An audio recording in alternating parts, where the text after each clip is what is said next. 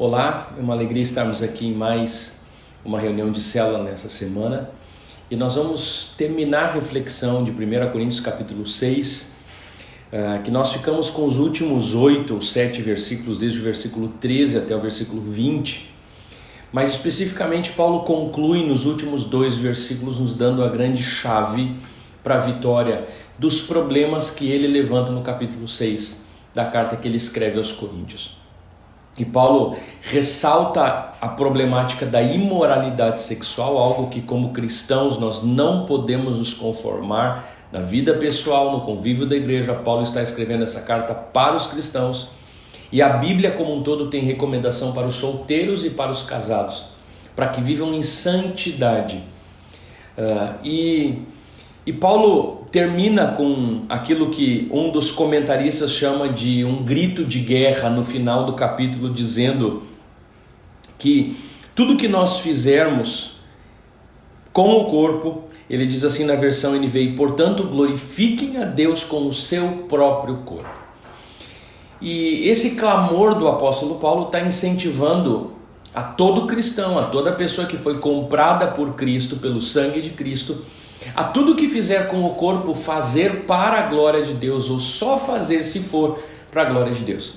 A pergunta que eu levanto, que nós podemos discutir ou pensar e refletir nos pequenos grupos nessa semana é a seguinte: Deus está preocupado com aquilo que eu faço com o meu corpo?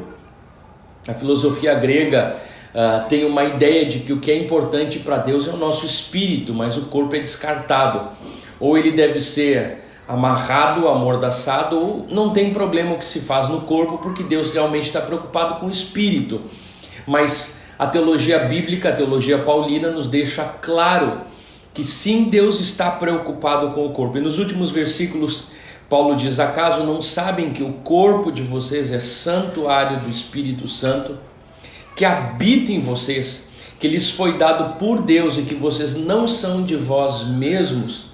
Paulo levanta 2 grandes argumentos. O primeiro, que se nós damos muita importância para o momento do culto e para estarmos na igreja, seria asqueroso, seria imundo pensar algum tipo de pecado grave dentro do templo físico.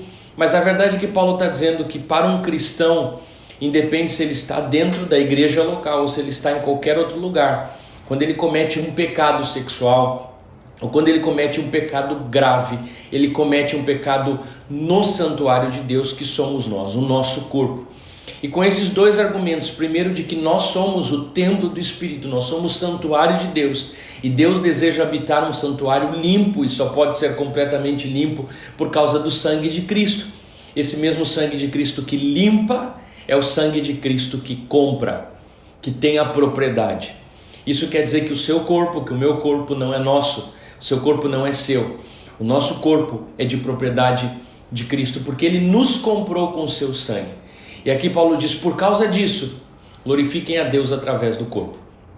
Que possamos ter isso em mente, que tudo que nós fazemos, corpo, alma e espírito, precisa ser feito para a glória de Deus. Como nos vestimos, o que assistimos, como nós agimos com as pessoas, como nos relacionamos ou como vivemos a vida comum, precisa ser feito para a glória de Deus, porque sim, Deus está preocupado com o que o crente faz, ou a forma como o crente usa o seu corpo.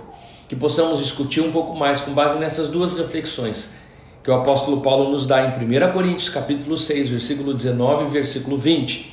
Nós somos santuário do Espírito e esse nosso corpo foi comprado por um alto preço. Portanto, diz o apóstolo Paulo, glorifiquem a Deus com o próprio corpo. Que Deus nos abençoe.